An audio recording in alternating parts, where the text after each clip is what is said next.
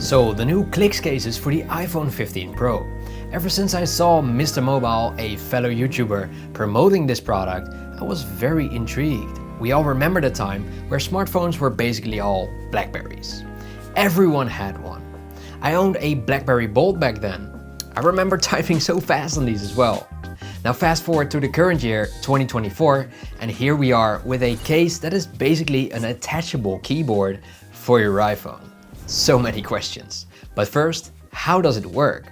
So you basically angle the top part of the case and slide your iPhone in so that it's not bending the USB-C port inside of the case. The fit is really good, so that's all pretty easy once you get the hang of it. Removing this case is also as simple, but you have to be really careful still not to damage the internal USB-C port, because it can bend. Once installed, the keyboard just works.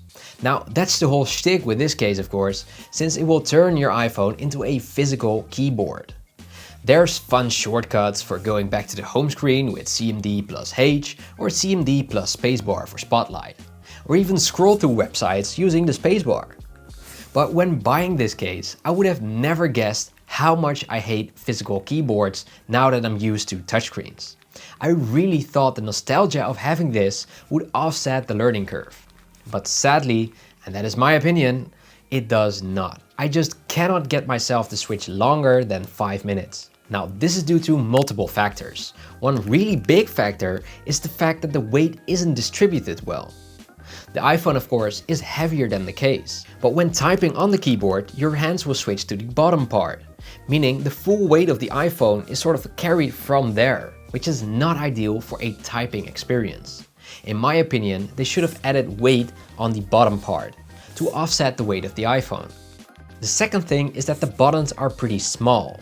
Now I know on those older keyboard phones they were small too, but at least on my BlackBerry Bold or the Nokia N97, the keys were a little bigger and next to each other, which I would imagine would make the learning curve a little easier compared to these. Here they just went for a specific style, and that's all subjective, so I can't really judge that.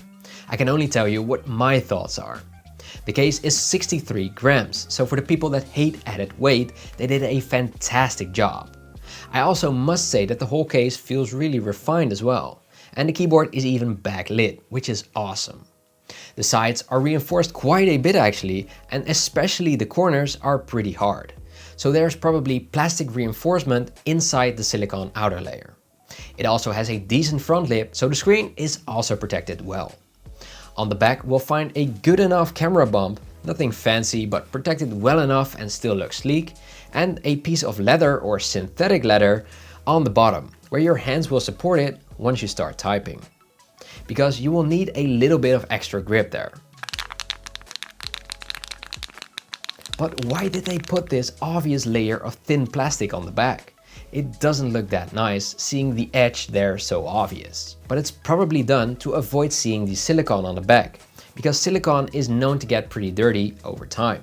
And this plastic layer is easily cleanable. Still, I think it could have been done a little bit better. Now, as good as it may look from the front, I just cannot get used to the back. It looks very weird.